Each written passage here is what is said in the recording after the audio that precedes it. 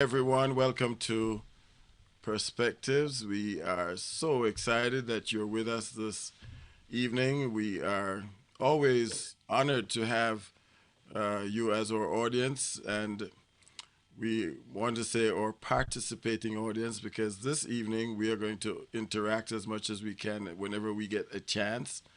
And sometimes interaction is just nodding and maybe saying yes and no and whatever. It doesn't have to be making big speeches, but I'm sure at some point, those of you who have a burden of a response or perspective on your hearts will be able to put in your verbal, you know, part and play a part in this very special program.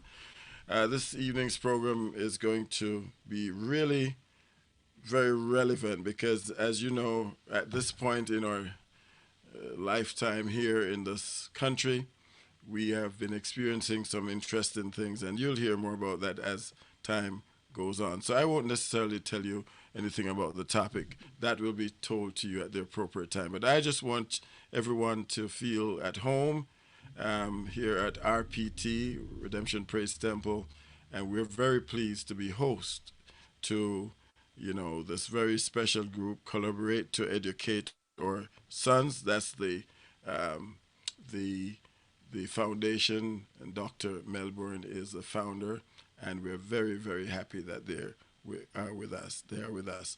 I'm going to invite Chris to come on and bring us greetings and a welcome as we move forward this evening. Thank you, Pastor. Hello, folks. I'm Chris Daly. I'm with Collaborate to Educate Our Sons. Collaborate to Educate Our Sons is an interdenominational group focused on the well-being of our young men. We're here this evening to bring our collective wisdom, because we're certainly going to need a collective wisdom to deal with a very sensitive, toxic issue this week. We're faced with a brew of race and power and guns. And the gut pain of some of the consequences of this toxic brew is what we're going to reflect on this evening. It puts us in a very deep emotional state because of the pain that it engenders. But so we beg for Solomonic wisdom, and we've actually put together a team that can bring that kind of force with your prayer and your listening ears this evening. So come with me, first by asking the Spirit to enable us to have careful spiritual enabled listening ears, that we can hear the guidance that we can take away from this in these challenging times. And to start us off, we're going to start off in prayer. So Pastor, could you lead us in prayer as we begin? Yes, certainly. Let us pray. Dear God, we thank you for this wonderful opportunity we have of sharing with those who are on this platform, or insights or perspectives in regards to what's going on in our communities all over this country and the world. We pray in a very special way that we will uh, discuss in a very judicious manner the intricacies of interaction that take place between civilians and the police. We know that it's not easy sometimes to navigate this very intriguing terrain, but we know that you will give us the insight and the wisdom to do so. Help us to be as wise as serpents and as harmless as doves. Help us to understand that although this world is not our home, we must navigate this planet until we get to the better place. So we pray, Lord, that all the participants on the panel will have your divine guidance so that they can disseminate words of truth and words of wisdom to all of us. We thank you for this wonderful opportunity we have, and we are thankful for this foundation, Collaborate to Educate Our Sons. We are grateful for the great work they've been doing. Continue to bless them. Bless the founder and bless all those who are part of this group. Thank you for hearing our prayer. In the name of the Father, in the name of the Son, and in the name of the Holy Spirit, let the people say, Amen. Amen. Thank you, Pastor, for that great start of prayer. And it's now my privilege to introduce the moderator of the evening, Dr. BERTRAM Melbourne. He is presently a professor of biblical language and literature at Howard University School of Divinity. He served as interim dean at the school and has served in many other learning institutions, Columbia Union College, while even pastoring a church. He's had much impact at other learning institutions as Andrews University and Northern Caribbean University. He's conducted workshops nationally and internationally in various issues related to Bible studies, Christianity, issues as AIDS, clergy, self-care, integration of faith and learning. He's a prolific author of books and articles, but I think his current signature initiative as being the founder of Collaborate to Educate Our Sons tells us his deepest passion, that our sons can be raised, education can be used as a way of raising our young man's profile. The genius of this profile is built on prayer and building caring relationships into these young men's lives. Join me in introducing and listening to the moderator of the evening of this important town hall, Dr. BERTRAM Melbourne. Doc, please take it away. Thank you, Chris. Good evening, everyone. Collaborate to Educate Our Sons is a nonprofit, multi-faith organization that seeks to help boys and young men achieve their full potential. CEOS is built on a set of core values, including trust, faith, character, and service at local, national, and international levels. Its mission is to help youth achieve their full potential, and its vision is restoring balance to strengthen the global community. Why are we singling out boys at a time when young men are just breaking the glass ceiling? That's a good question. For 1949, 70% of college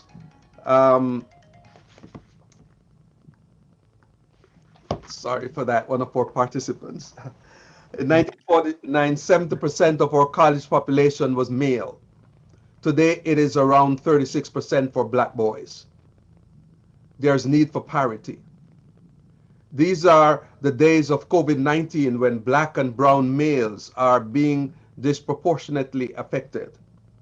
These are days of injustice when young black and brown males are being made to feel that their lives are at the mercy of others who either have their knees on their necks or shoot them causelessly, needlessly, foolishly. And they are dying like Abner, prematurely, foolishly, and recklessly. This is seen by some as indeed a genocide that needs attention. Young black males need education when white high school dropouts are wealthier than black and Hispanic college grads. And when black college graduates have a lower home ownership rate than white high school dropouts. And this is 2020 information. That is why CEOS has been doing its utmost to provide boys and young men, their parents, teachers, and mentors the best information to survive and thrive in these difficult times.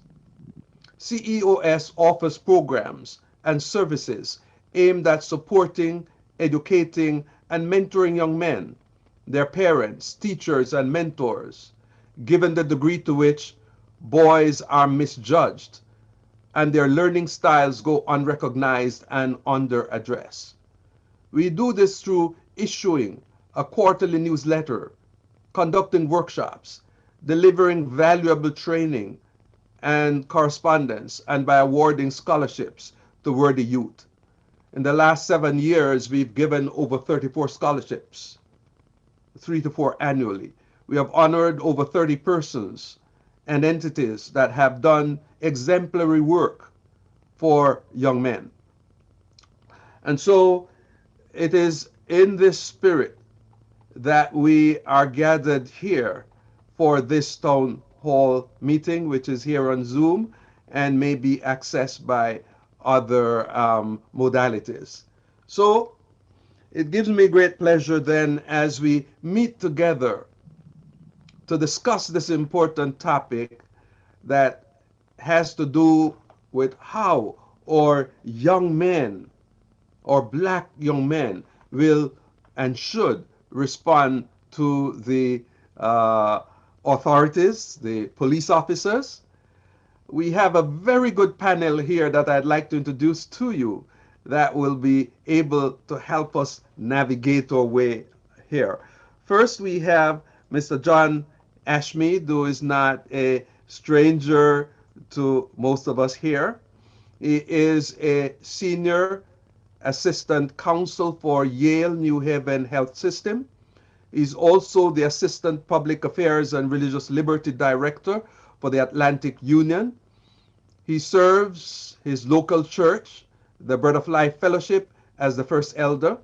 He graduated from Howard University School of Law. He's married with 2 teenage children.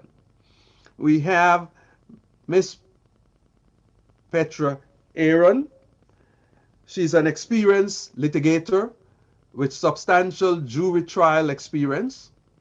Prior to joining the law firm with which she works, GDH, she worked as an assistant state's attorney for almost 13 years in the office of the state's attorney for Maryland, Baltimore City, prosecuting some of Baltimore's most heinous crimes.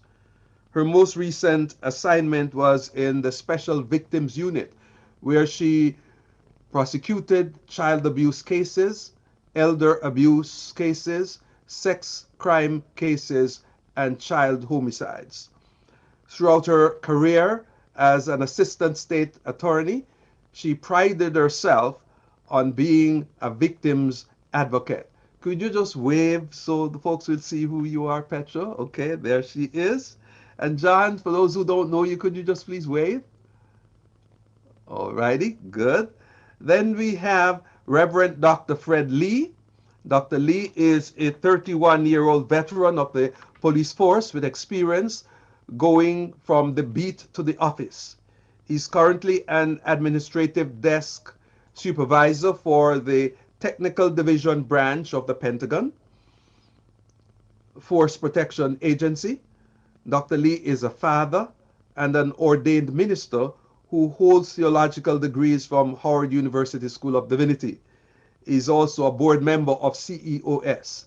He currently serves as a pastor at the Baptist Church in Washington, D.C. Could you wave for us, Dr. Lee? All right, then we have Lieutenant Henry Woods. Lieutenant Woods is also a member of the Pentagon Force Protection Agency, and he has served there for the last 18 years. He has established himself as a transparent leader with over 25 years experience in state, local, and federal law enforcement. As a police officer, Lieutenant Woods is admired and often looked upon as someone who inspires, promotes confidence, and has an encouraging outlook on life. Lieutenant Woods is committed to re-establishing a community policing dialogue through educating both law enforcement and the community in recognizing and respecting cultural differences. He has an unwavering passion for empowering the community, inspiring and innovating ideas within the next generation of leaders. And we are happy to have you. Could you just wave so folks will see you, Lieutenant? Okay, he's up there. And then we have Mr. Nkose Plummer. He's a recent graduate of Oakwood University with a degree in broadcast journalism and a minor in ministerial theology. He was raised in Atlanta, Georgia, and is from a Caribbean background. He currently serves as a video editor and team leader at HCI Hope Channel International and is the co-founder of a multimedia ministry called Generation Forward. His passion include creating music, learning new skills, discussing and executing ideas, youth ministry, and Bible study. He is an alum of C.E.O.S. and he is the youth representative on our panel. Could you wave for us, Nkosi? Okay, very good. And then Miss Colleen Silvera is a 1989 graduate of Howard University School of Law, where she received her Jewish doctorate. She was a member of the Howard Law Journal. As a law student, she served as a legal intern with the Honorable Stanley Sporkin of the United States District Court. A former CPA, she holds a BA in accounting from Atlantic Union College. She began her legal career at Weil, Gotshal, and Manges in Washington, D.C., practicing in corporate and international tax law. She is representative on this panel this evening as a mother. Colleen, have you made it on yet? Could you wave if you're here? Okay, I'll have to finish to make sure she gets on. And then I am the moderator, and as some of you know, my name is BERTRAM Melbourne, and as you heard, I serve at the Howard University School of Divinity. Now, we are facing a situation that is unlike any other in this country today. The Bill of Rights, the first 10 amendments of the United States Constitution, speak to the issue of individual freedoms. The second paragraph of the Declaration of Independence begins with these words: "We hold these truths to be self-evident, that all men are created equal, that they are endowed by their Creator with certain unalienable rights, that among these are life, liberty, and the pursuit of happiness. Yet, not everybody in the United States, especially blacks and other minorities, feels that they do have these rights." Here are some facts that we need to look at. Despite only making up 13% of the United States population, Black Americans, blacks in the US, are 2.5 to 3 times as likely as white Americans to be killed by a police officer. Of 1,127 police killings in 2020, only 16 cases, or 1.4%, resulted in a charge against the offending officer. It appears that there is no safe place for black people. We are killed in our cars. We are killed walking on the streets. We are killed in our homes. Breonna Taylor was killed in her bed. And some people were killed in the church, in a church. Between 2013 and 2019, police in the United States killed 7,666 people, the majority of whom were black. The vast majority.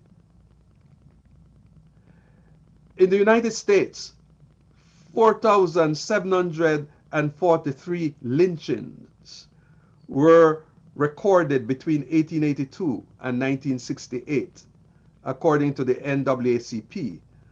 Of those so murdered, 3,446 were black men, women, and children, around 73%. Another source said that the lynching killed 4,400 blacks between 1877 and 1950. And you add to this the police killings that we have today.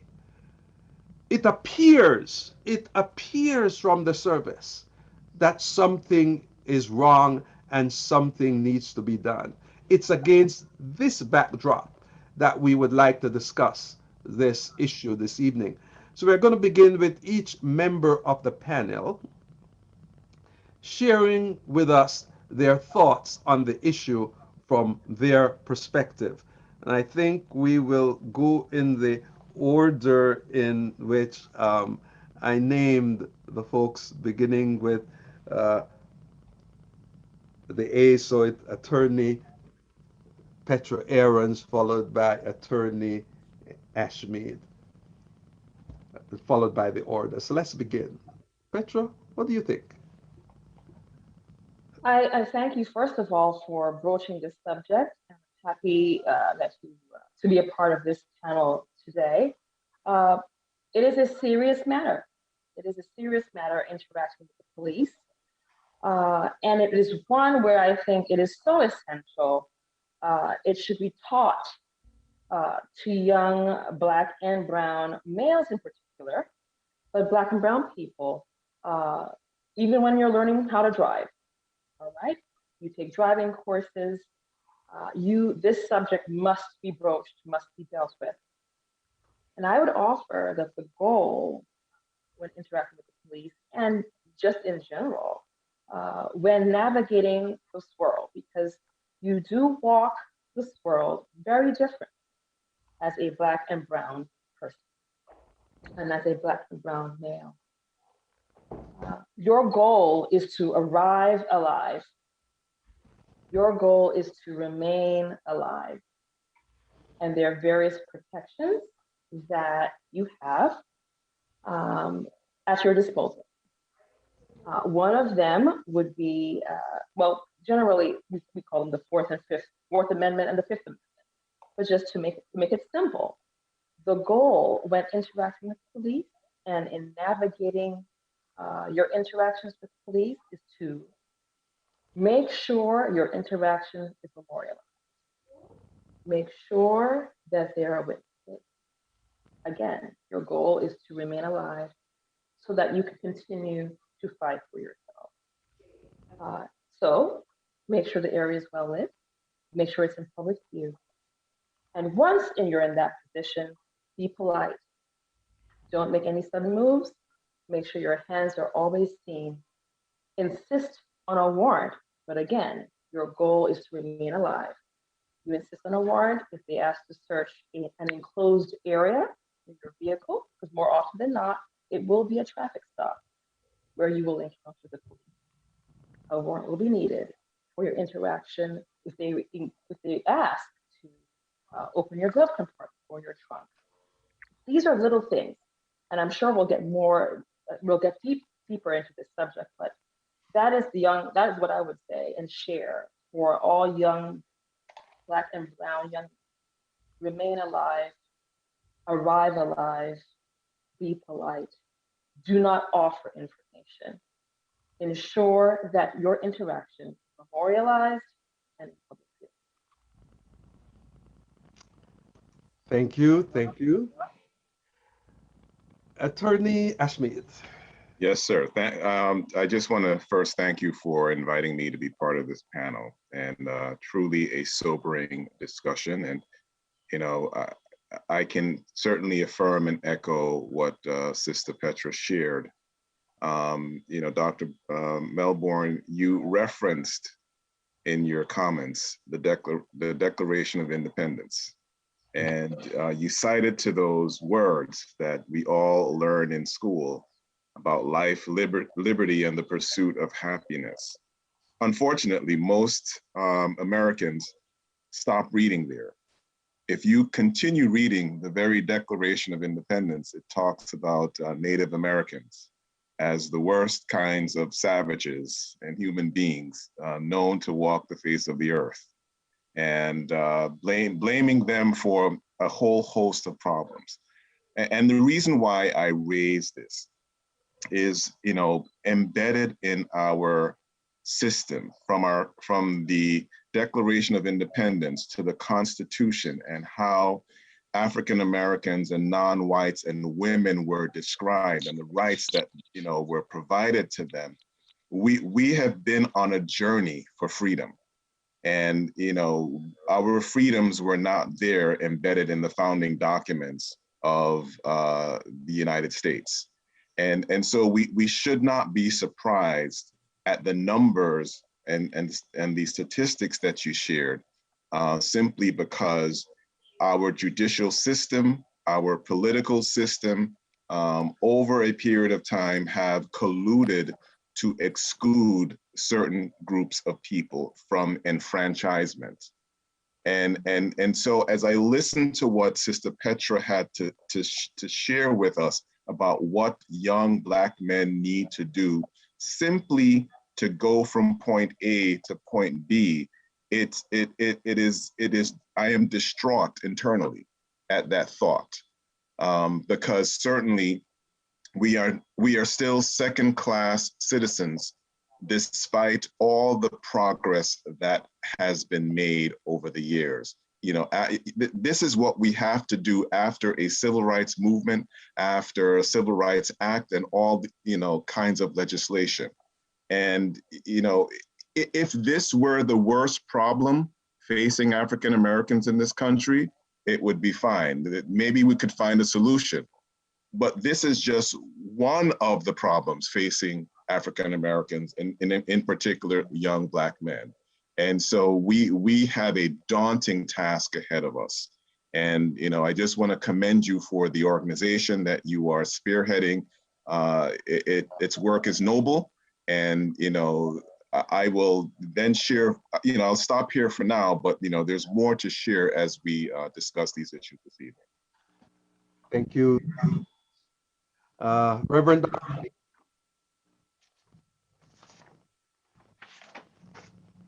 Good evening to you all, and I'm very humbled by this experience to present to you as both law enforcement as well as clergy.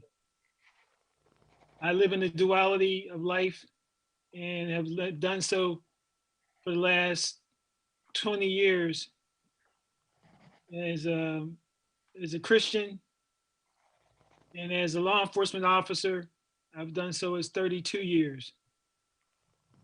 I've seen so many things that I feel very upset over, dealing with my cohorts, as well as I've seen some things that have happened in our own communities that I shake my head at.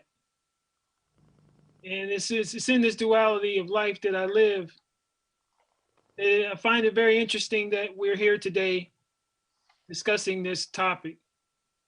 I am very humbled and honored to be a part of this forum, and I look forward to comments that are made to answer. But I will say this, that we as law enforcement should not look at ourselves as law enforcers, but as peace officers. We should not look at enforcing laws as much as bringing peace to our nation. And as a Black officer for 32 years, I've looked at myself as a peace officer, not as a law enforcer. Because it's easy to tell people what to do, but it's so much harder to get them to understand who you are and what you're trying to do. I was told by a field training officer when I was in the city of Pittsburgh, and he was a white officer. He said, if you can talk a person into the paddy wagon without putting the handcuffs on, you've done your job. And that struck me from that aspect back in 1989 that a white officer would say that to me. But what he said was very true. We have to deal with people on the level of their level of thinking, not always enforcing and not always telling people what to do, because at times you have to tell people what to do for their own safety and your safety.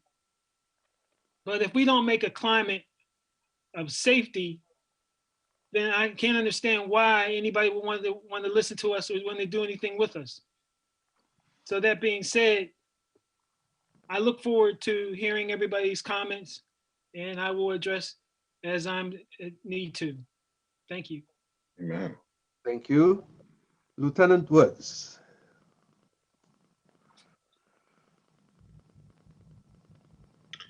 Yes, good evening, all.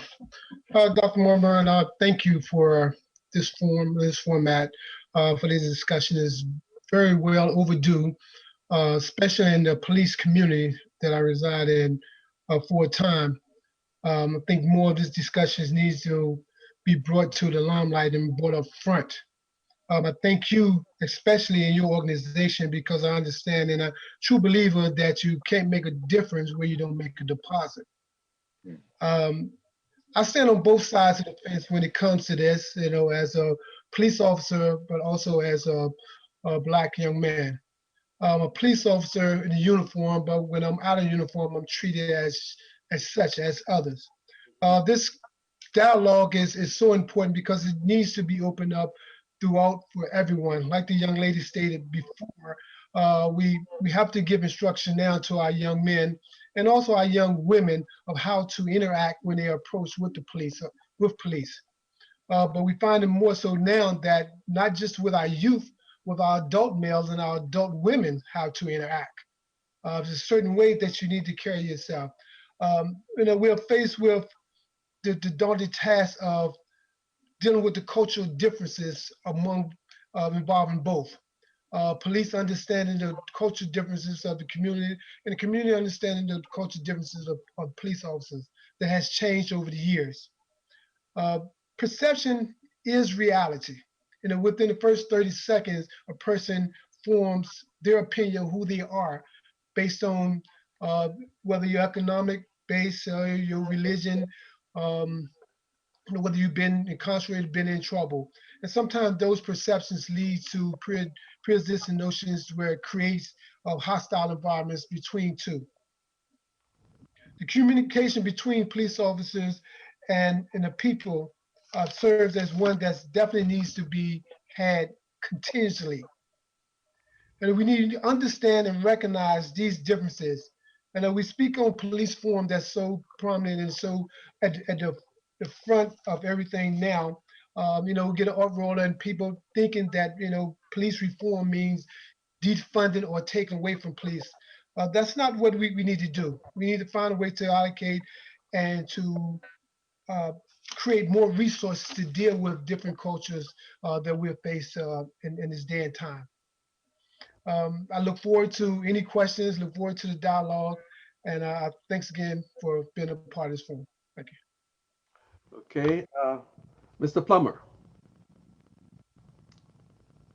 Hello, everyone. Thank you again, Dr. Melbourne. It's a privilege to be here on this panel with everyone here. I am a young Black male in America, and I'm experiencing this reality of oppression in America. When I think of a home, I think of a happy place where you can literally be yourself, enjoy your family, enjoy your neighbors. You feel free.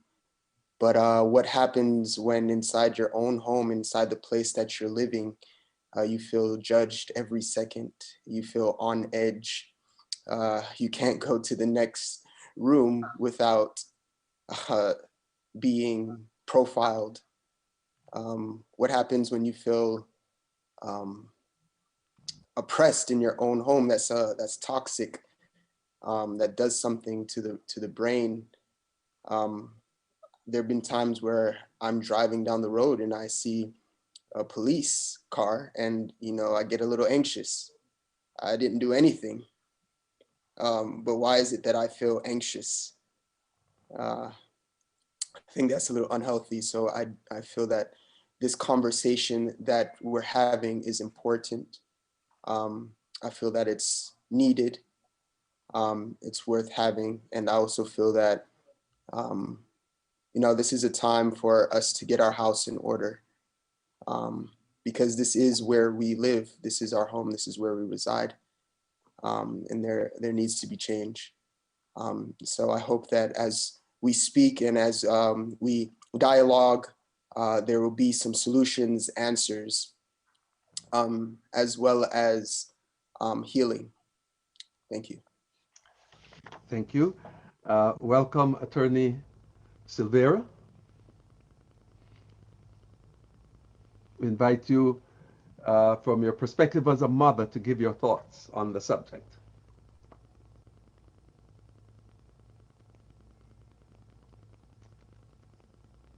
Just to unmute. Yourself?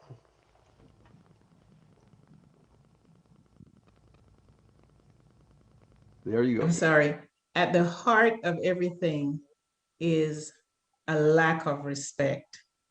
Until we are seen as human beings, we're going to continue to have these discussions. Think about it. Use respectful language. Dress appropriately. Don't put your hands in your pocket. Don't do anything to bring attention to yourself. Let me bring you home, and then we will fight later. These are all the instructions that we give to children. It's dehumanizing to have to teach your children to not be seen. In order to survive, don't be seen. Think of the psychology. I'm not a sociologist or a psychologist, but you just have to have common sense to know that if somebody tells you, don't be seen, belittle yourself over and over, that becomes a part of who you are. We are very strong people, and that's the only reason that in spite of all these instructions that say, belittle yourself, we're still able to survive at some level, because Trayvon Martin, he followed the rules. Breonna Taylor, she got home, she's still dead. Appropriate clothing, we have this young lieutenant, he was in the ultimate appropriate clothing, and yet he was treated the way he was. So I think we just have to keep fighting. And in spite of having to give these instructions that seem to make us feel less than we are, we continue to engage and we continue to prepare our youth, because this is where we are. And, in some circles, Black Lives Matter is a dirty word, but Black Lives Matter is so much more than policing. The lack of education, discrimination in employment, housing, there is just so much that results from not being seen as humans. And so the fight is on many fronts, even though we continue to see it mostly in the policing matter, because that directly takes our lives. But we lose our lives in other ways, because when you have inadequate health care, when you have no job, when you don't have a place to live, it all comes back to not being seen as humans. So we continue to hope and we continue to engage, and that's what I encourage our youth to do. Thank you. Now you have heard our layout of the discussion. We're going to move to now, we're going to move to questions from you, the audience. And I'm going to ask you to write your questions in the chat. And then we will get them from there. Now, I'd like to invite us, we have been doing a good job so far. Please keep ourselves muted. If you unmute yourself, then what's happening in your environment will seep over to us and interfere the broadcast like is happening now. We are having an echo. So keep yourselves muted, put your questions in the chat, and we will pick them up from there. Now, if you are enjoying this or you look forward to a good discussion, call someone, call a young person that you think could benefit and have them join us as well. Let me begin with a few short, pithy questions that we have that we can respond to quickly. The first one is, do I have to obey all the orders given by the police?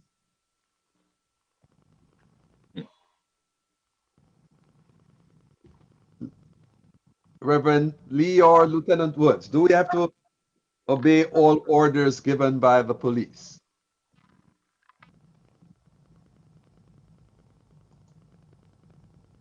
When you speak of ban all orders, what are you speaking of specifically? In other words, if I'm driving and I'm stopped, do I have to do everything they tell me to do? For example, I saw a video, let me see if I can interpret for this person who is asking the question. I saw a video in which the police officer asks, a white police officer asks a white police, a white person, driver that he stopped, to get out of the car, and he did not get out. Is he right in disobeying? Well, first it comes from understanding where you are. Each state would have its own individual laws that you know, police can impose certain actions, whether it's to get out the car or whether you have to show your ID upon request. Um, you see videos where, you know, they actually roll down your windows. And people say, no, I'm not going to roll down my window. But I think to the baseline of that really is understanding different jurisdictions and different areas where you are and knowing what they can or can't make you do at that time. Okay, just following up on that. Uh, if the area is not safe to pull over, what should you do? Well, like the young lady alluded to a few minutes ago about the Army lieutenant, I believe, that got stopped for that very same topic. It's been taught, it's been normal practice if the area is it's not lit properly or you feel unsafe to um, continue safely in a safe manner to a well lit area where you feel safe. That shouldn't be held against you by any police officers. But like we've seen with the um, Army lieutenant, um, certain officers are not going to obey or not going to apply to that rule. So you definitely have to be careful in those instances. Okay, thank you. Reverend Lee, do you have anything to add? Yes, I agree with Lieutenant Woods. And also, you have to remember that most officers are here to help you. You're going to have those that are not that are afraid, and you can tell when they're afraid because they're screaming and yelling. So to de-escalate the situation when you're part, I hate to even use the word comply, but you want to make sure that you're safe. You want to put yourself in the safest position as possible. So with that being said, that you would automatically, I would drive to a well-lit place, even putting my hazard lights on as I'm driving, just to show that you're trying to go to a place of safety. Now, you ain't got to shuck and jive and say yes sir, no sir. You can talk to a person like you want to be talked to. And if that officer so-called screams and yells at you, just make sure you duly note that.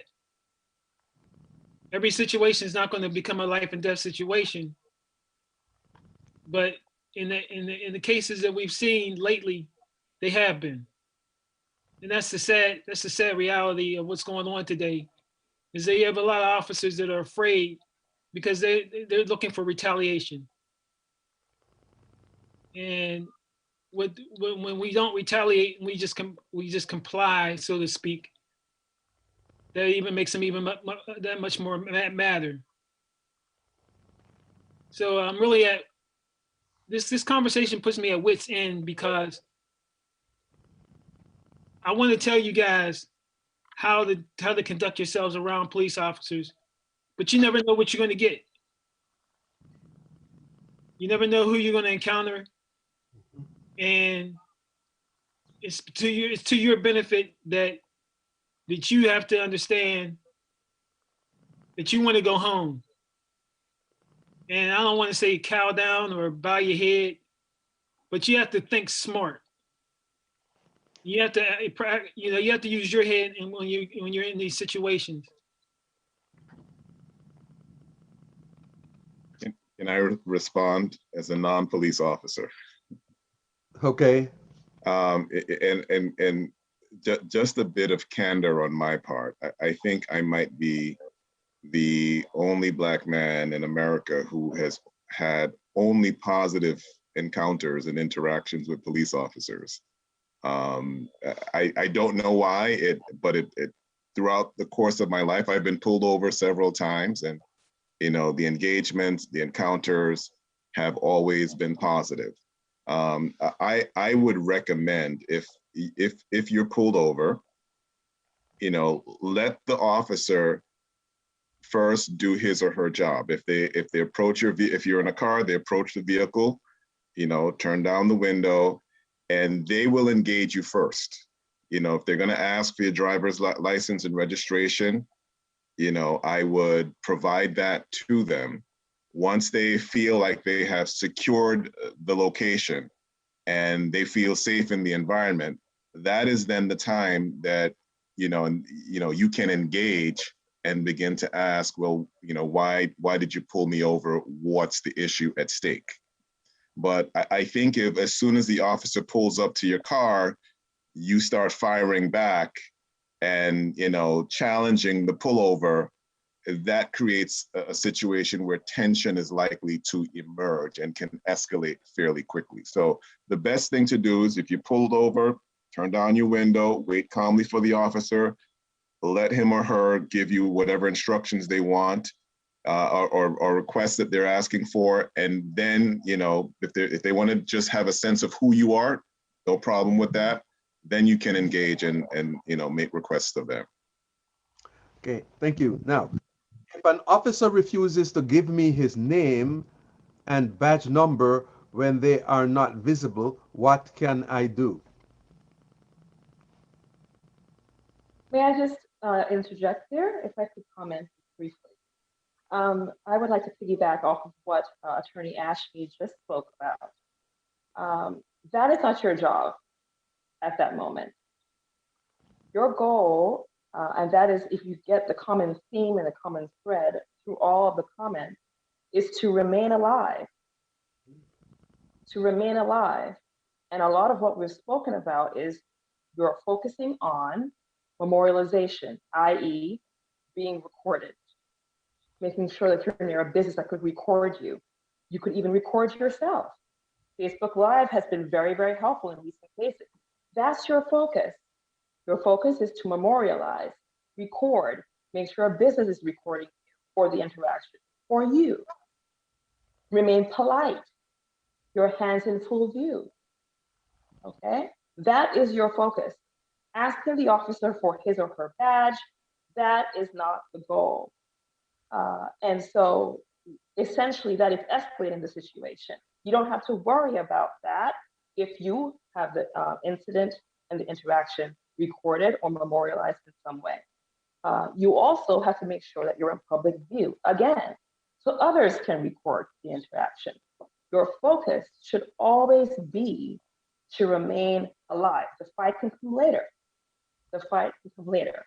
And I would just like to also offer some commentary. I was pulled over by the police as a prosecutor, leaving work. Okay? And at the time, there was no, literally, and I was advised when I became a prosecutor to always keep my badge, because you're given a badge as a prosecutor, on me. But again, I knew in that moment, keep my hands in full view. I made sure my badge, my registration, and my license were always in the same wallet. I held it up, and it was a very short interaction. So even as a prosecutor, I knew what I had to do. I didn't ask questions. The goal was to get out alive. And there was literally, I don't know why they fooled me or they never told me. Does it matter? No, I'm alive here today speaking with you. So I just wanted to share that bit. Okay. Uh, Black Americans are, or blacks are 2.5 to 3 times as likely to be killed by a police officer as white Americans. Is this coincidence, or are there other factors involved? Who'd like to take that?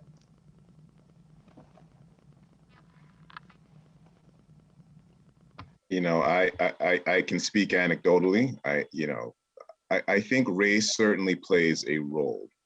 You know, if, you know, we live in a politically charged society where the perception of many is us against them. And so when you have an officer in a community that he doesn't feel like it's his own, he is automatically, or he or she will automatically be a little bit more on edge. If you feel like you're in your home court, you're going to be more relaxed. If you feel like these are your people, you're going to treat them with more respect. And so I think, you know, there is certainly a racial component behind why so many of these encounters end so badly. Okay. Yes, I can agree with Attorney Ashmead. I've seen it happen before. I was in a neighborhood, white mostly, predominantly white neighborhood, and on my way to school, and I was blasting, or I would say the music was loud, and I was stopped. And you know, this stop was, I believe it was racially charged. Of course, the music might have been loud. The windows were up. But I do believe that it was racially charged. I mean, two black, it was me and my friend, two young black men on their way going to high school, and in a nice car.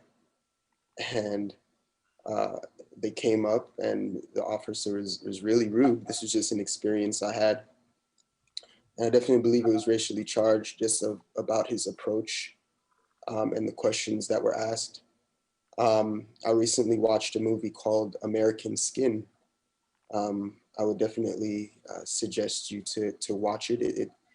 It talks about this guy who lost his 15-year-old son to a police shooting. I would mind you, there are some pretty heavy scenes, but what he was talking about was this cop, this man basically held up a police, what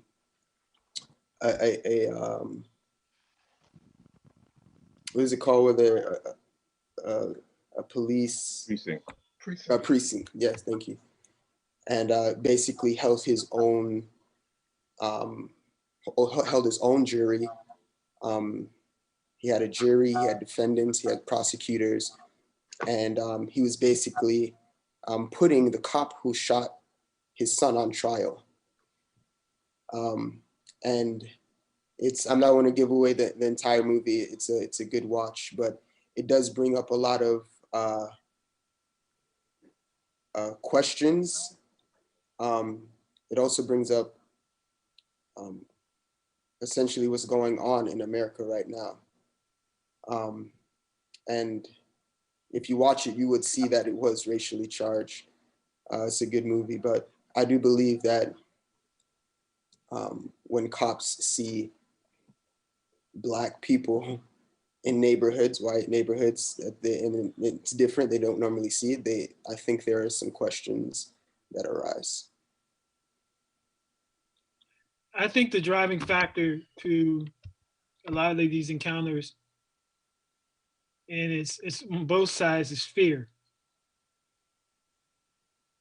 Police officers that are white are afraid, and I'll say it, they're afraid because they're basically involved in environments that they're not known to be into.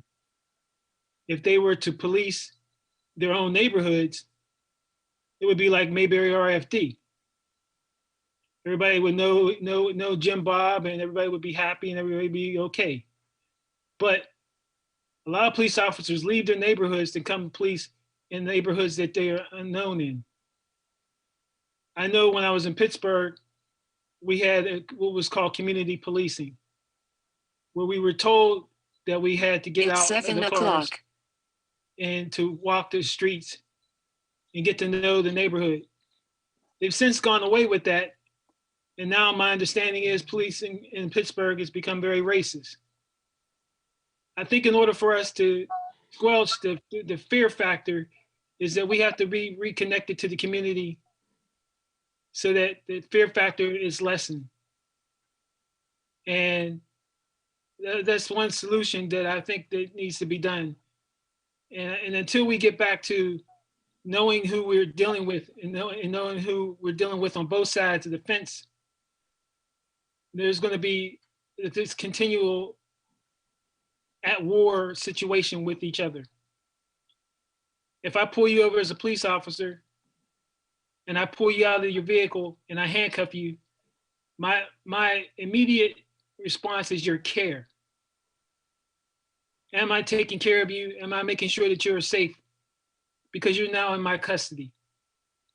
You're not my property, but I have control of your movement. And too often we have law enforcement officers who treat people like property, like bad property. And that's the shame of it. But until we learn to humanize, and Sister Silva has said that we've lost that because we've dehumanized who we are as people. Until we learn how to humanize our encounters, we're never going to be accepted within any society. And that's including our own society, because we dehumanize ourselves as well. Okay, thank you. All right, does the panel support doing background checks on officers to see if they frequent white supremacist sites, etc.? And is there a forum where citizens can see these records? There needs to be. There needs to be a transparency all across the board.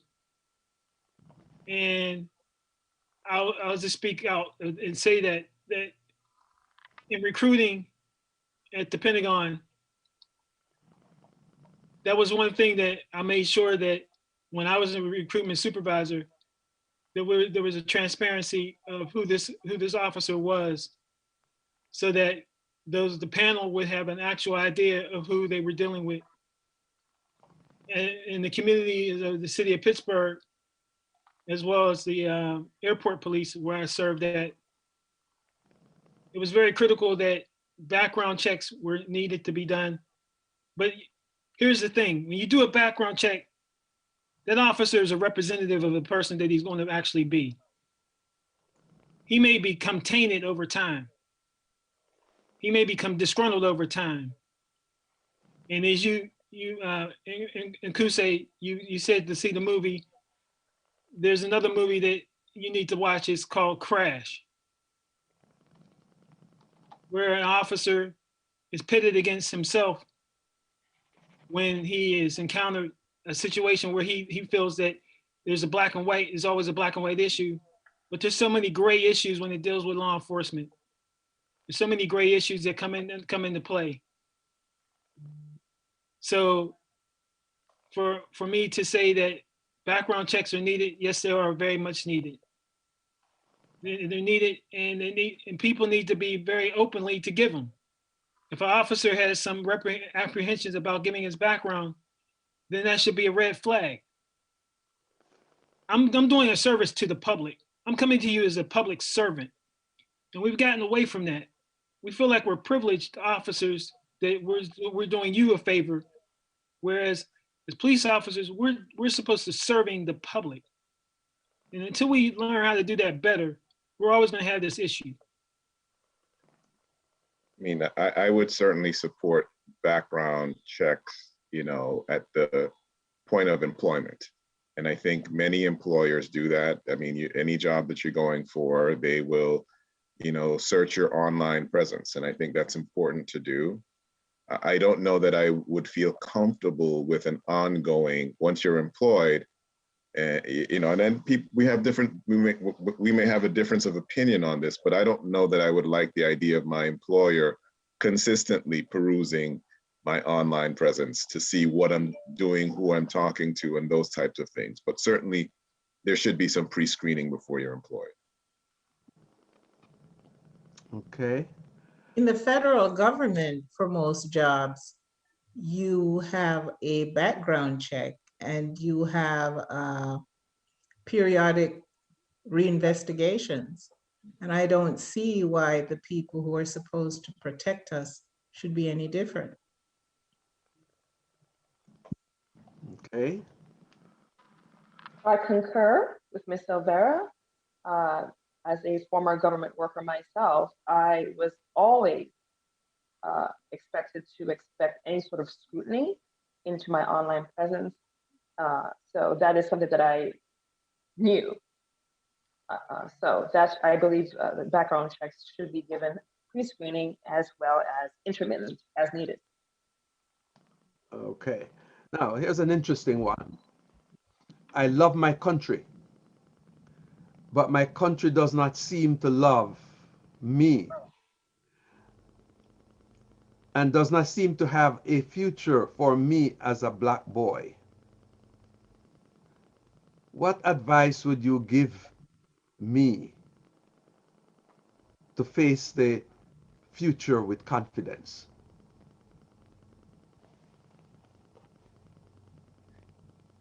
I don't want to overtalk. I mean, you know, as I've been listening to the dialogue so far, you know, and you know, the speakers are thoughtful. The panel, my co-panelists are thoughtful and sharing sound advice.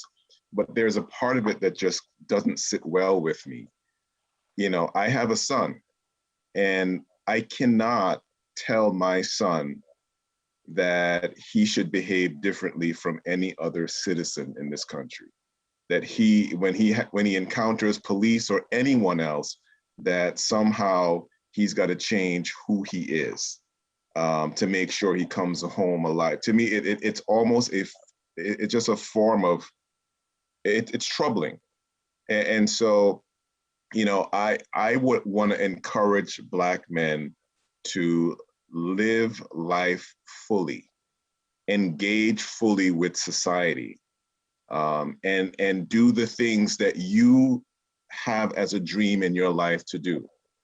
Don't sit back and think that I can't succeed. You can succeed on so many levels, in so many things.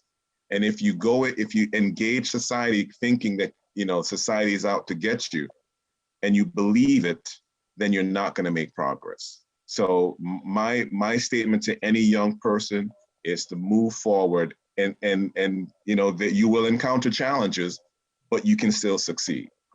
And if you look at this panel, you have a panel of people who have succeeded despite the odds.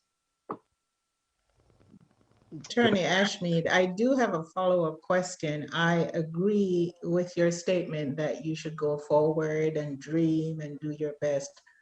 But you mentioned the way you would prepare your son, and I do not believe that Black parents prepare their sons for encounters with police officers the way that white parents do, because white parents do not prepare, I don't believe. Based on your statement, how do you prepare your son for encounters with police officers?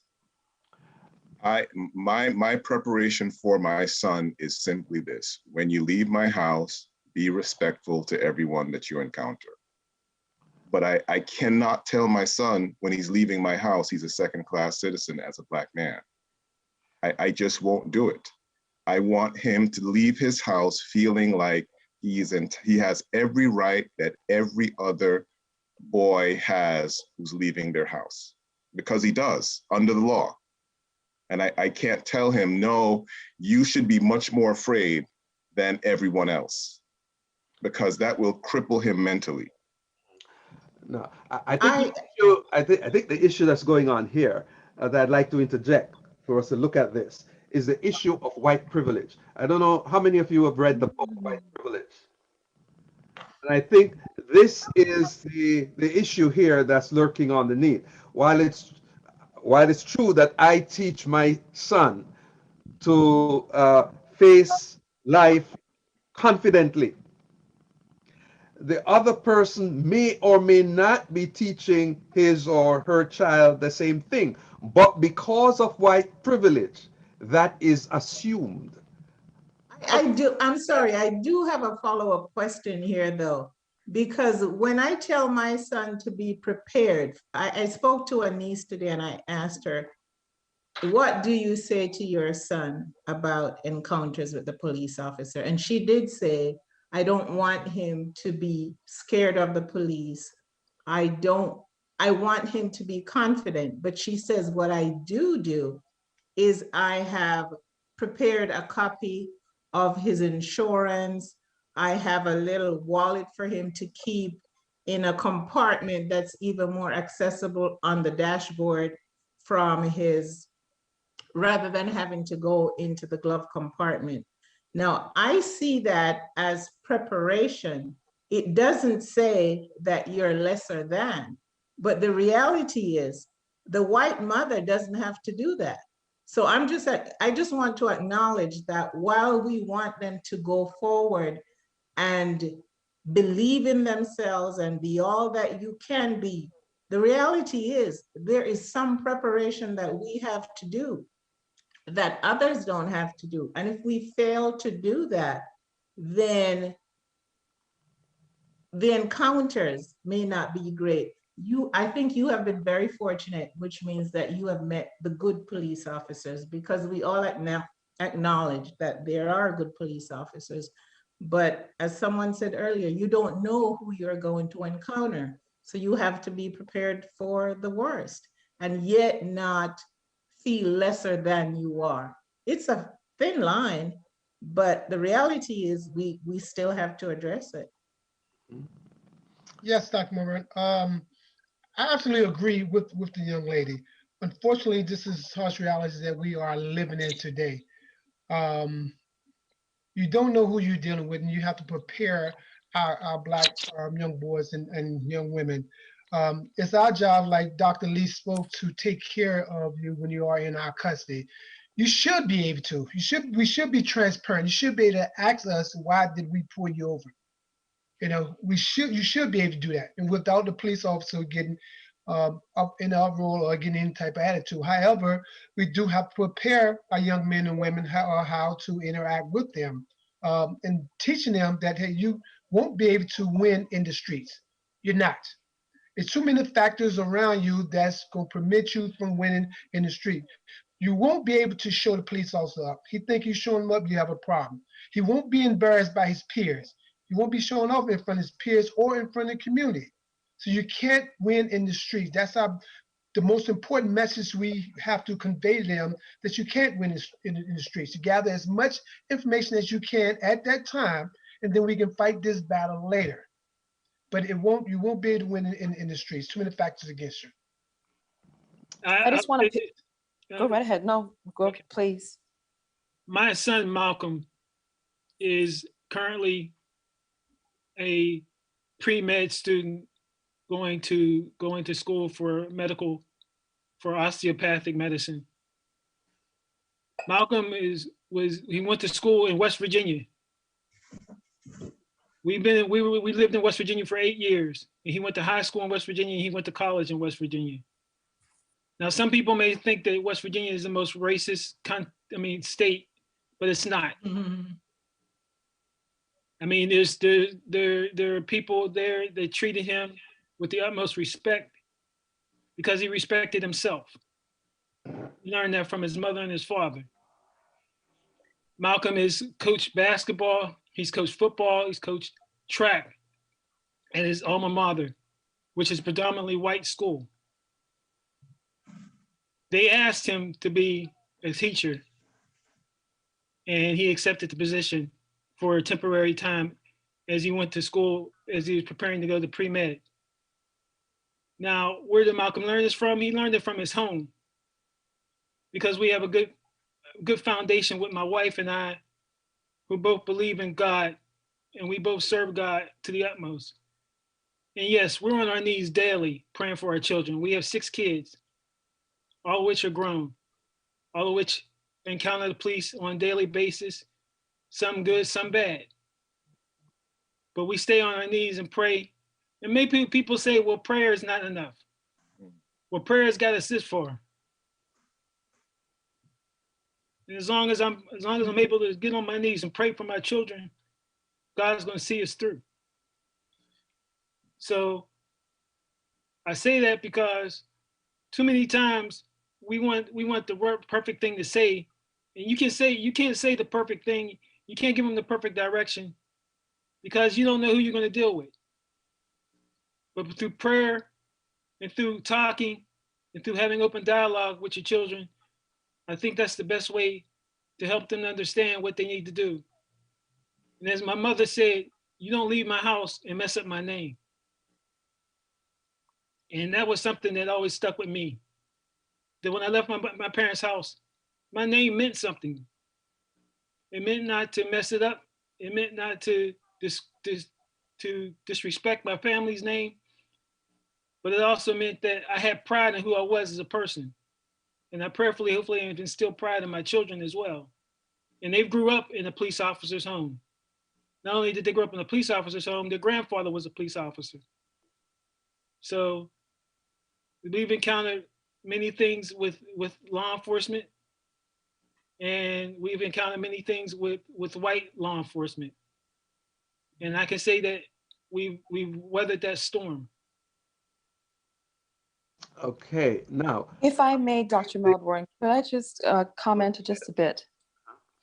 Just on this subject matter, my heart goes out. The fact is I'm not a parent. And so my heart goes out to Attorney Ashmead's thoughts about protecting his son.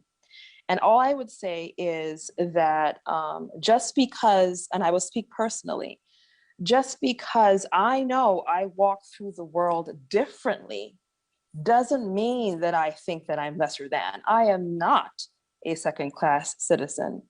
However, I know, and that's to piggyback off of Lieutenant Woods's comment, my goal, he was so correct, you will never win in the streets. And so when I speak to you, I speak not only as a Black woman, as a Black attorney, but as a Black prosecutor. The goal is to fight later. The goal is to remain alive and fight in the court system if need be. And walking through the world with that knowledge does not make me less. And there's a way I believe that we can prepare our young people to be excellent, but you can only be excellent and continue to contribute to society if you remain alive. So. Okay, now I'd like to change the topic just a little. I am aware of the fact that we are all engaged. We have probably around 12 minutes to go, and I asked a half of the questions I have. But you have to do a round 2, Doc. You have to do a round 2. It looks that way. Okay, so now, what is white privilege? And does it affect racial profiling? And the follow-up is racial profiling okay if Black people tend to commit more crimes?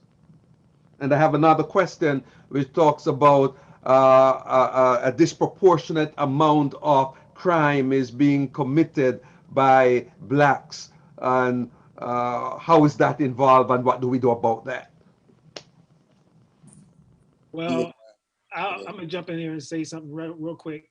I know my wife is probably burning, her ears are probably burning off her head right now, because the mere fact is that when you look at Black profiling, or is crime being committed more by Blacks, when you look at, the fact is if you're only looking at it from one perspective, quite naturally it's going to be more than not. And when you look at, the fact is that most of your policing is done in Black neighborhoods, of course the crime is going to be high. Of course the encounters are going to be high. But we're not getting statistics from the white neighborhoods as well. And there's crime committed in the white neighborhoods all the time. It's just not reported as much. Why? Because of its economic value. If I would report that the crime is being committed in robberies and thefts and murder is going up in white neighborhoods, it lowers the property value. So you're talking about white privilege. Well, yes. I mean, I believe that there is white privilege from white people.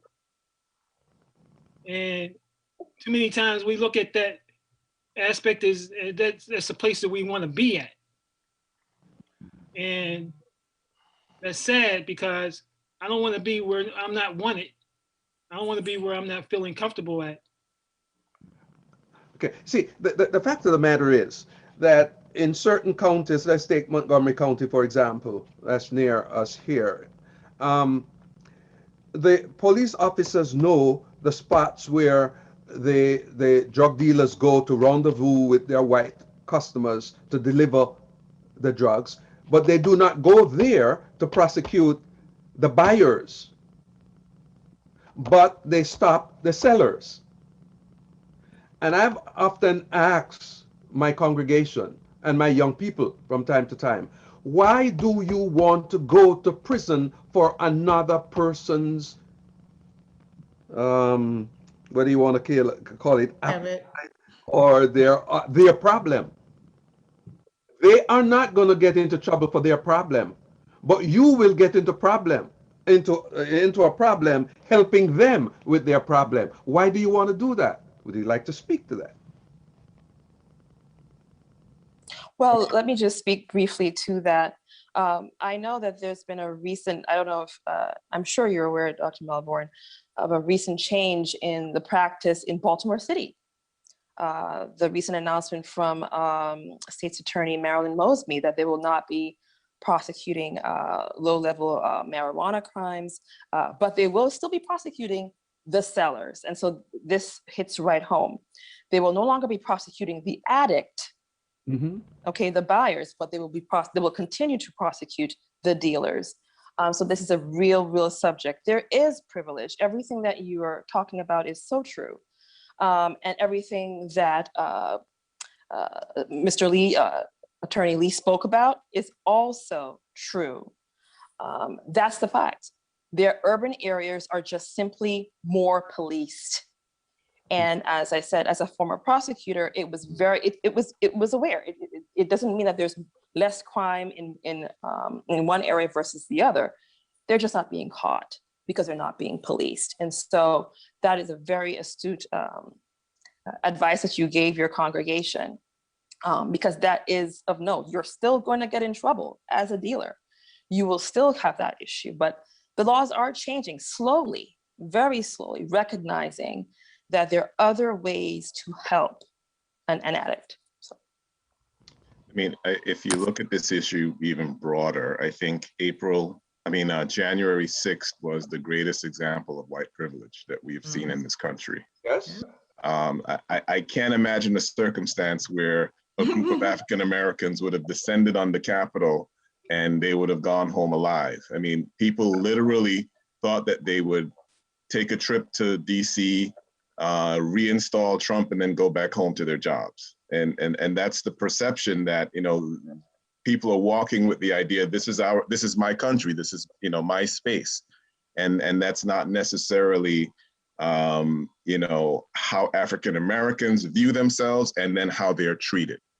And so that really is just a prime example of how policing differs based on race. Mm-hmm. I would agree to saying that white privilege is a thing. It is real. I remember I was sitting in an African literature studies class, and we were shown a video about a race. And so, say if I were in a race and I was held back for like the first 200 meters, and then you had a 200-meter head start, the only way to catch up would be to get on a golf course, or I mean a golf cart or a car, and catch myself up. And I feel that what we've done in America is say, okay, Nkose, now you're free to run, and then they act like it was a fair race. I feel like Black people have been held back for hundreds and hundreds of years. And even in this race, Black people are facing many hurdles: poor schooling, police brutality, discrimination, underemployment, school to prison pipeline, housing segregation, racial profiling, shortened lifestyle due to communities, what they put to the communities, from food. If you go into some Black communities, you'll see a liquor store on every corner. And I feel like that's held, not only on top of that is slavery, and it's just held back, Black people hundreds of years. But white privilege is real. It's having a head start due to hundreds of years of systematic and systematic racism. It's having a head start built into their life. And it's not saying that white people have it any less or more hard. It's just saying that their skin color hasn't contributed to the difficulty in their life. Yeah, I recommend, please, if you have not read it, find White Privilege. It is actually written by a white woman. And it is amazing what she has there. It is a recommended read. Okay, now, I'll read a few comments from the audience. Whether we want to believe it or not, we have to prepare differently than our counterparts because we are treated differently. And we do need to know how to respond to the various threats we encounter. This is an unfortunate truth. The next one says, Dr. Ashmead, you know, sir, the reality is we are sometimes treated differently as Black student, Black employee, etc. I must say respectfully, we need to find a way to deal with the reality of what we face. Next, the psychological effects of social media can scare our children to become defensive and perceived aggressive when they question authority.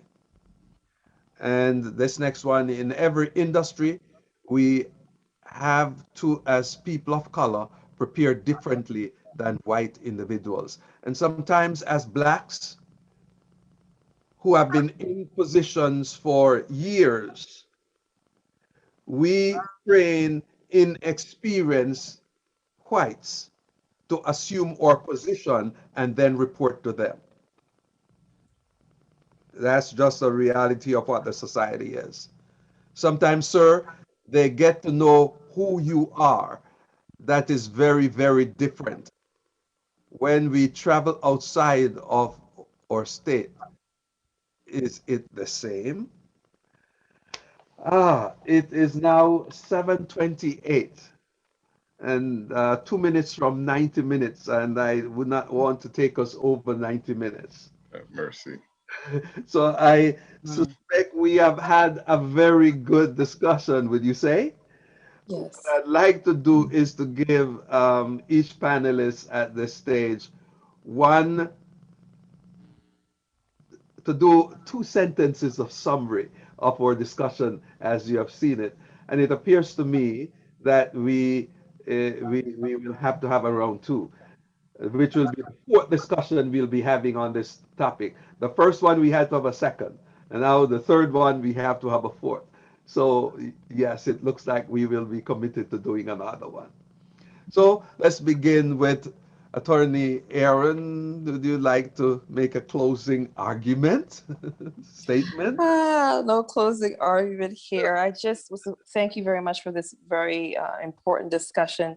I just would like all of the young people listening, well, everyone that could benefit from this subject matter, that your goal is to fight it in the courts. Your goal is to create a paper trail, a video, recording of any kind. And I say this practically because that is how I am speaking as a former prosecutor on this panel. Please, please, please, your goal is to fight it in the courts if need be. Don't fight it on the streets. And please know, to every Black and brown young person, you are special. You are special. And just because you have to walk through the world a little differently doesn't make you any less so. Okay, thank you, Attorney Ashmit. Sure. I just want to I'm grateful to be part of this panel and for the robust discussions, even where we agree and disagree. I think that it is important for us to make our children aware of the realities of life, the society that they live in. But I also, this is my perspective, I also think that it is important for them to be aware of the rights that they have and the opportunities for success within society. So I don't want to put any mental chains on my children. I want them to believe that every door, if they put their minds to it, every door can be opened. And and that's not ignoring the realities of the world around. They need to be aware of it, but they've got to push forward beyond what limitation society will want to put on them. Okay.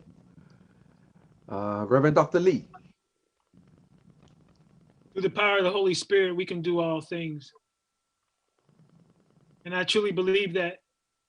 And I truly believe that even though we are oppressed as a people, the lesser will become the greater. And until we understand that we are a powerful people as the Black culture, and we walk in that, and we walk in it hand to hand, then we will never understand the power that we truly have until we learn to work together and strive together. May we be police officers, lawyers, doctors, or politicians. We have to work together. And I too follow the same suit as you as a Black person when I take off my uniform. So I'm very respectful in the fact that I don't take advantage of my situation just because I'm a police officer. And I understand that I get pulled over and I get nervous too in Kusei when the sirens come on my back, because I don't know if I'm gonna go home either. But I use my head and I use my heart, and I thank God for all that He's blessed me with. So I thank you very much, Dr. Melbourne, for this forum, and I look forward to talking again with everybody. Okay, and let me just make practical what Reverend Dr. Lee just said. We went together to a certain spot for a meeting, and he, as a police officer, at a time had a handicap sticker on, and he parked in a certain area, and they decided to give him a ticket, and gave him a ticket. And when it was discussed, and this badge was shown and the rest of it, it was said that it would be taken care of, but it was not. So even as Black police officers, from time to time, they face the same problems that you and I face. Okay, and Kosi. Social media has been projecting what has been happening for hundreds of years. And so all these deaths and killings that we're seeing in our community has been going on for a very long time. I feel like the best way for us to fight it is to channel that anger uh, through education, through educating one another, building each other up. Um, I think that it's very important for us to be aware of our reality, as it was said in the prayer, um, wise as a serpent, harmless as a dove. We are living in strange times, and I know it can feel that this is not our home. You know, who gets killed in their home, in their own home? That's not a true home. You know, by your own people, by people who are saying that they're here to protect you. Um, but I believe that if we educate ourselves on what's going on in America, what's going on in this world, um, there can be a greater stand for change. And so, yeah, that's what I have to say. Thank you. Thank you. Attorney Silvera. I would say to the young people to continue to dream, balanced with the reality of where we are. Continue to focus on coming home alive. My adult son still calls me if he gets pulled over by an officer, just so that I can be on the phone while the engagement continues. And so, as Attorney Aaron said previously, keep in mind if you can have a record of what occurs, that is very helpful. That will help you to stay alive, but continue to dream, continue to do your best, continue to believe that you can be anything you want to be. But don't forget the reality, because we want you to be here, to be alive, to be the best that you can be. And continue to engage, participate, vote. We need people in power who not only will say the right things, but will do the right things and will put policies in place that will protect us. We can't make people respect us, but I think our actions also help us to gain some respect, because there are people who are never going to change. We're not worried about those people, but there are people who need to be educated in terms of who we are. It's not our job to educate everyone, but I think some people want to know. So do your best, dream big, but please be here to realize those dreams. Thank you. We've come to the end of our discussion, Navigating Encounters with the Police. I hope you have enjoyed the presentation. As I've said before, we have not scratched the surface of what we have to do. Before I say the closing thoughts, Pastor, We Melbourne, right? we have one more person more to person, share. I'd like to, yes, Lieutenant Woods. yes. Oh yeah, I'm sorry, Lieutenant Woods. I'm sorry. Thank you. Yes. That's quite all right, sir. Again, I'd like to thank you for this platform. Like I said before, it's something that's well overdue. We have come a long way, but we still have a long way to go. We face some serious challenges ahead. Like the young man said earlier, this is a systematic issue that has to be addressed, not only by folks like us who are not in law enforcement, but especially those in law enforcement of all colors. So we need to come to the table and sit down and address and talk about the differences and the cultural differences of each other, and understand that with time things evolve and we have to be willing to evolve with it. So with that said, I thank you again. I look forward to the next encounter, the town hall meeting, and thank you. Thank you. Before I give my closing thoughts, I'd like to give Pastor Wright a chance to make a statement. Well, I just want to thank you so much, Dr.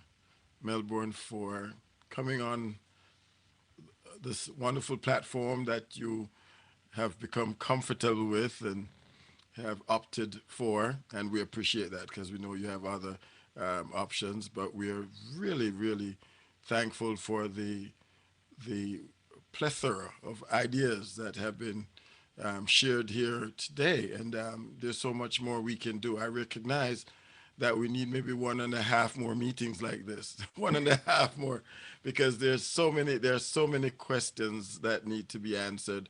So it seems to me, Dr. Melbourne, that we have to have a conversation, you and I, as to when we will schedule or schedule, depends on where you're from, the next meeting like this, because I see some real interesting questions in chat, and I know some people are excited and now maybe not so happy that they didn't get a chance to have the answers. But that's okay. That's enough to get you ready for the next one, and we will definitely follow through on that after a good conference with Dr. Melbourne. So thank you so much for coming, and we pray for all of you in your various vocations that you continue to do well, even retirement, that you continue to do well, and that we form a great bond here between the foundation and this church as we move forward. Thank you very much, Doc. Thank you. CEOS offers programs and services aimed at supporting, educating, and mentoring young men, their parents, teachers, and mentors, given the degree to which boys are misjudged and their learning styles go unrecognized and unaddressed. We do this through issuing a quarterly newsletter, conducting workshops, delivering valuable training and correspondence, and by awarding scholarships to youth, to worthy youth. In the last 7 years, we have given over 34 scholarships, honored over 30 persons and entities that have done exemplary work, and trained thousands of young men, parents, teachers, and mentors in the CS philosophy. To be more effective, we need your collaboration.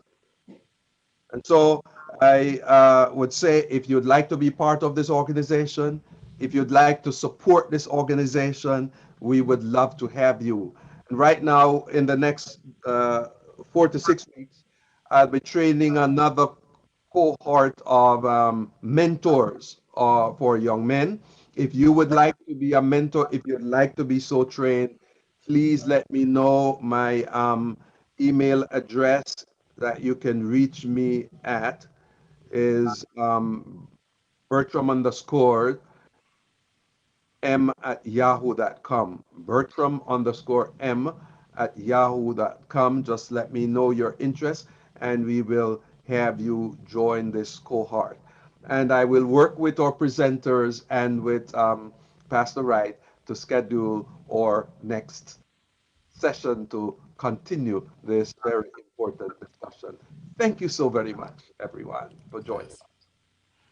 Thank you. Great. All right. Thank you. All right. It has been great, and just remember our various appointments. Please be out tomorrow. All the men, we want to plan for Mother's Day on Saturday, on Sabbath coming up. So 7 o'clock tomorrow. Please be on the platform so we can plan for them. 6:30 on Monday, Youth Vibes. Please be here. On Tuesday, we have our lawyer, Morris Maitland. He'll be here for a discussion on immigration and also what else? Social Security and disability. See, my memory still works. And on Wednesday we have our meeting at 8 o'clock. Please be here. And Friday 8 o'clock also. And also prayer band 5 in the morning, and also other programs that we have. Thank you very much. Have a great evening, and God bless you all. How about our walkathon tomorrow? Oh yes, I see. Memory was scoring an A until you told me that. Now it's a B minus. All right, okay. Tomorrow we have our walkathon, a Mother's Day, pre-Mother's Day walkathon. Those who are in DC area, there is Centennial Park. Uh, No, don't. Oh, yeah, Dr. Melbourne, we have somebody down there. We have a little satellite down there where they're going to meet at Centennial Park. Maria, where in Centennial Park is it? All right, we'll get it in a minute. But the other one is at Jones Beach, Field 5 at 9 o'clock tomorrow. you'll all converge there, and there'll be a marathon, and it's $10 per mile. So it's for church building funds. So it's going to be wonderful. But there's also one day in Centennial Park. Somebody should be able to shout that out. So those of you who want to contribute something towards that, you can do that very easily. And if anybody feels guilty that they didn't give anything this evening, you can give it to us. Just go to rptworship.com and you can give a generous offering. rptworship.com. You go to online giving and go to donations and you put $2,000. How about that? $1,000. All right, $500, $100. All right.